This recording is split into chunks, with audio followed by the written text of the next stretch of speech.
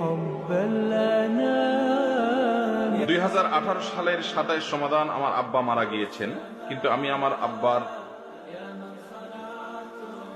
ছবি মোবাইলে রাখি, এতে আমার গুনাহ হবে কিনা? দেখুন, মানুষের ফটোগ্রাফিক যে ছবি আছে মোবাইলে তোলা হয় বা কোনো ডিভাইসে তোলা হয়, কিন্তু এটা প্রিন্ট করা হয় না। এটা জায়েজ নাকি না জায়েজ, এটা নিয়ে ওলামা ইকরামের দুইটা মত আছে। এক শ্রেণীর ওলামা ইকরাম এটাকে জায়েজ বলেন, আর এক শ্রেণীর ওলামা ইকরাম এটাকে না জায়েজ বলেন। তবে প্রিন্ট করা ছবি, তুলিতে আঁকা ছবি, এটা না জায়েজ হারাম হওয়ার ব্যাপারে পৃথিবীতে কোনো আলেমের কোনো দ্বিমত নাই। ফটোগ্রাফিক ছবি, যেটা একটা মানুষেরই আরেকটা আপনার কপি অনেকটা, মানে একটা মানুষের জন্য 5টা আয়না ধরা হলে 5 আয়না 5 তাকে দেখা যাচ্ছে, লোক একই।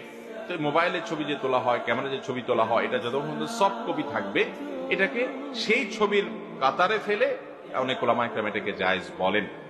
তো সেই মত অনুযায়ী আপনার মৃত বাবার ছবি যদি আপনার মোবাইলে থাকে, আপনি এটা দেখেন, তাহলে ওই মত অনুযায়ী এটা জায়েজ হবে। কিন্তু আমাদের আজকাল এই ছবি তোলাটা এটা রীতিমতো একটা রোগে পরিণত হয়েছে। দরকারে বেদরকারে এত অহেতুক ছবি তোলা।